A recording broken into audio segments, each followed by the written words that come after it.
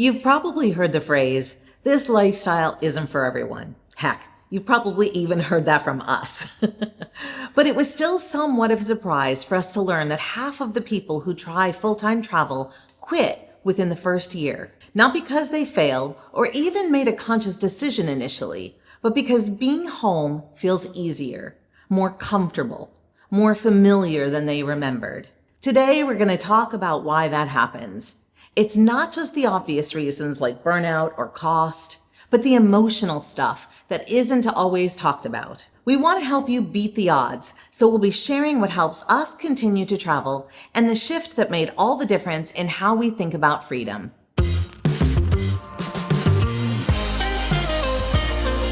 I'm Judy. And I'm Kevin. Welcome back to Finding Gina Marie, where we share our lives as full-time travelers and the connections we make along the way.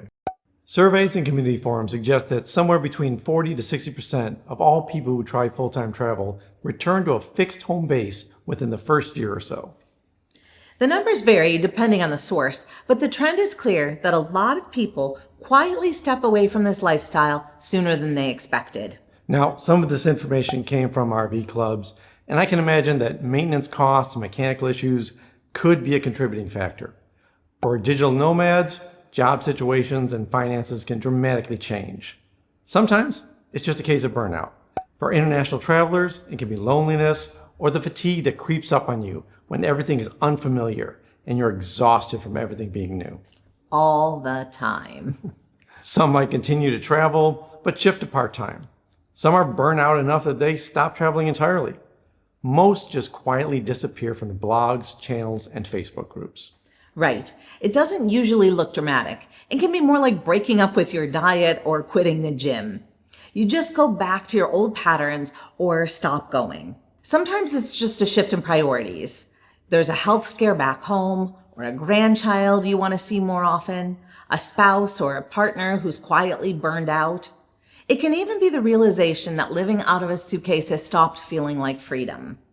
It's often a small series of little issues that just build up over time. So what are the deeper reasons that make people give this up?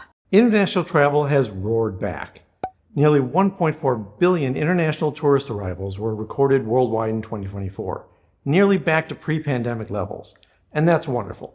But it also means busier cities, higher prices, and more pressure to feel like you're making the most out of every destination. I don't feel the same need to see everything like Judy, but we get that for some full-time travelers, that pressure can actually make things harder, not better. Because what you need isn't always another big site. It's having the space to breathe, rest when you want it, and sometimes do nothing but just enjoy the cool place that you're in. And for many American travelers, who are the ones that make up a big part of our audience, one of the biggest drivers of travel is the desire to get away from it all. And that's especially true these days for our non-retirees facing even more stress in the workplace and politics, regardless of which side you're on. In fact, there's a 2024 survey from McKinsey that says that as many as 40% of U.S. travelers say that it's one of their main motivations. And we get it. Travel isn't just about sightseeing.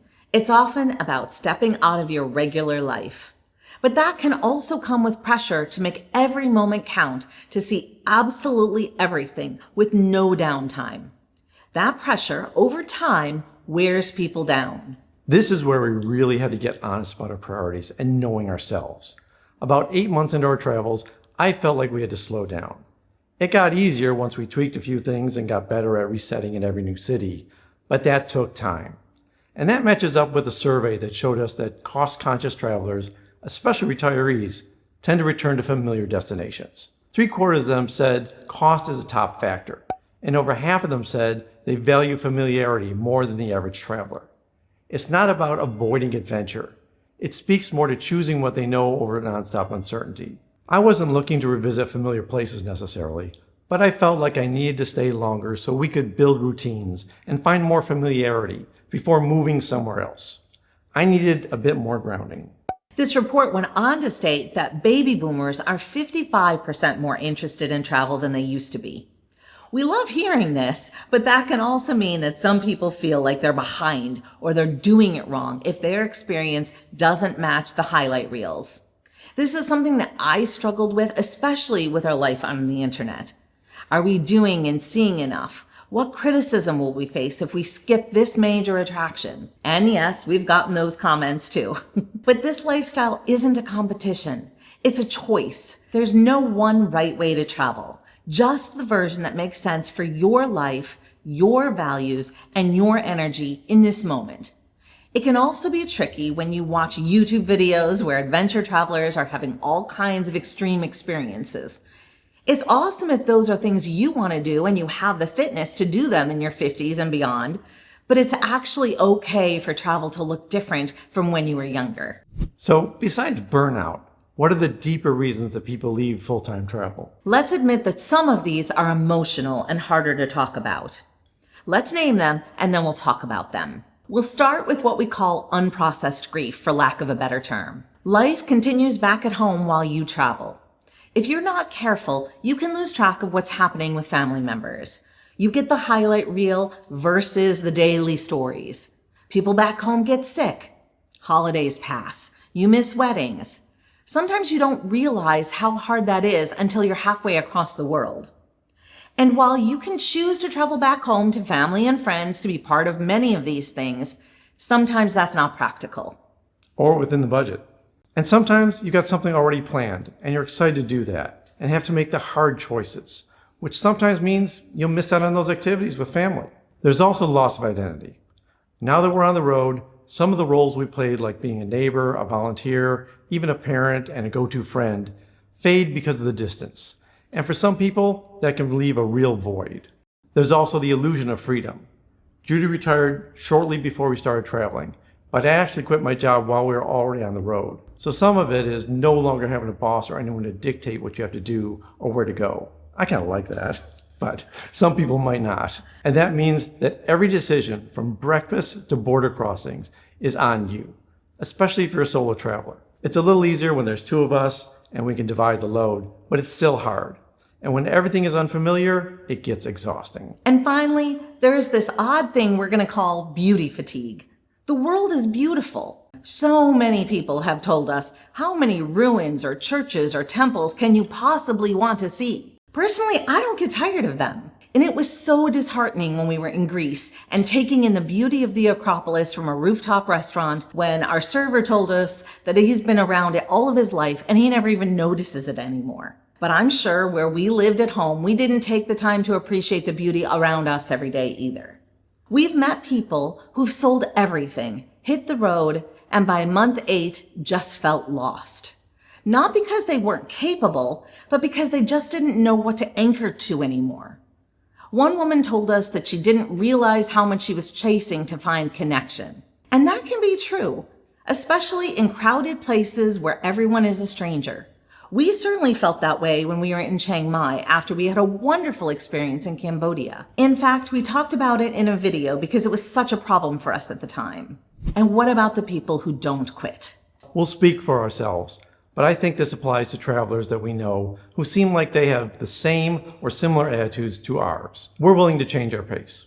After somewhat fast travel in Latin America and our very fast travel in the US, we knew that we needed some slow travel afterwards to regroup and give ourselves some breathing room. We've identified this pattern more than a few times, and it's where making time to sit in a piazza, drinking an aperitivo in the sun becomes a priority for me.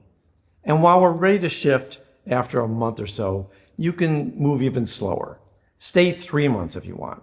That still counts.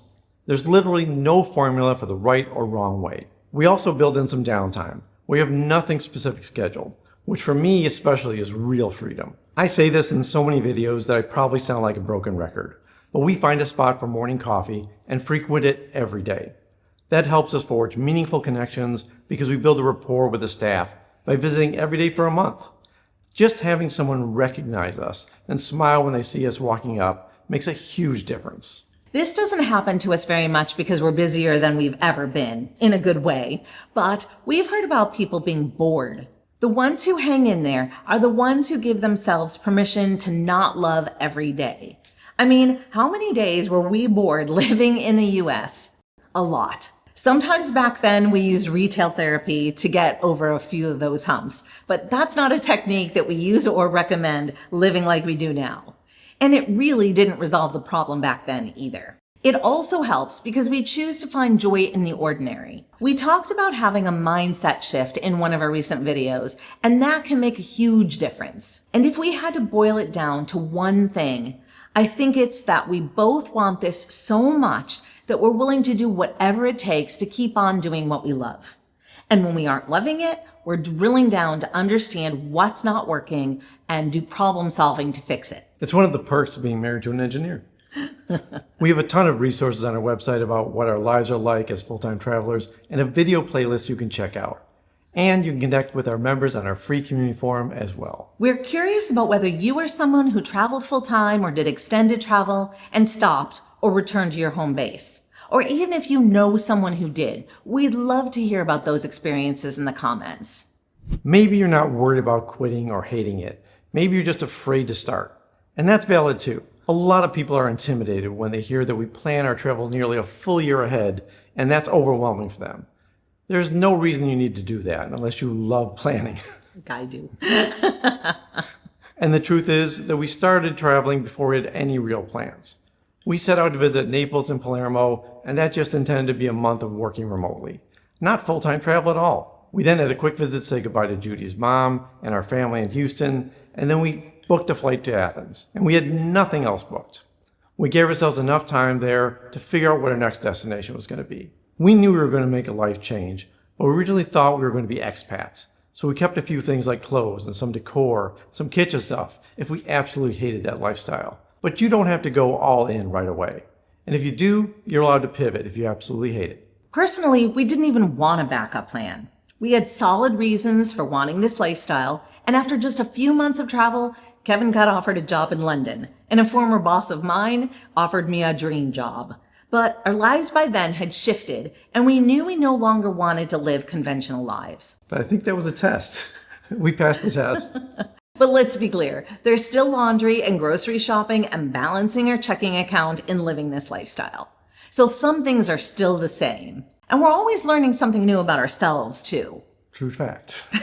I was writing a blog post today and thinking about living in this really cool city in Sardinia is that people are always asking us to tell them about the downsides that no one's talking about. And what really cemented it for us when we were thinking about this lifestyle was how much regret we would have if we let our fears rule our decision making. Was making the safe choice the best choice? Would we regret not taking the risk when we had the opportunity? How much joy would we miss out on? I had an old boss who always used to say, better the devil you know than the devil you don't. But in this case, I'm not really sure that I'd agree with that. Often, the scariest step is just starting, but it's also really exciting. You don't have to have all the answers ahead of time either. You can figure it out as you go and change directions if things aren't working the way you want or when things just don't feel right. If you've ever seen a travel video and thought, that looks exhausting, you're not wrong. A lot of it is. But it's also really incredible. If you've tried this lifestyle and it didn't work out the way you thought, we hope you know by now that you're not alone. And you didn't fail. You learned something valuable about yourself, about what home means to you. After 2.5 years of full-time travel, home for us is wherever we are. But this lifestyle is not for everyone. It could be that you're needing to experience it before finding that out. Our brains love to blame us for saying things like, this isn't working out for me. But the truth is, knowing when to stop or shift takes just as much courage as starting. And remember that this lifestyle isn't a destination. It's a chapter in life. And whether it lasts 10 months or 10 years, it can still be meaningful, rich, and worth doing. If you're interested in connecting more deeply, our Gelato members can ask us questions in our small monthly live streams, and our big Gelato members can even schedule a Zoom call with us if they want some solo time. Thanks for being here. And whether you're a full-time traveler, a part-time traveler, or just watching from a couch, we hope you'll wander more, Worry less, and bring a passport. Until next time. Until next time.